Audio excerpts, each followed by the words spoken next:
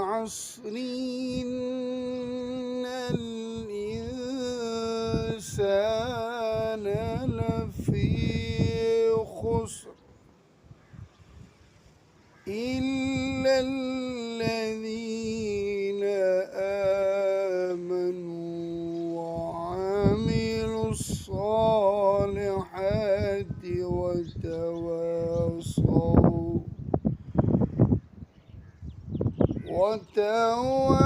وتواصوا بالحق وتواصوا بالصبر. صدق الله.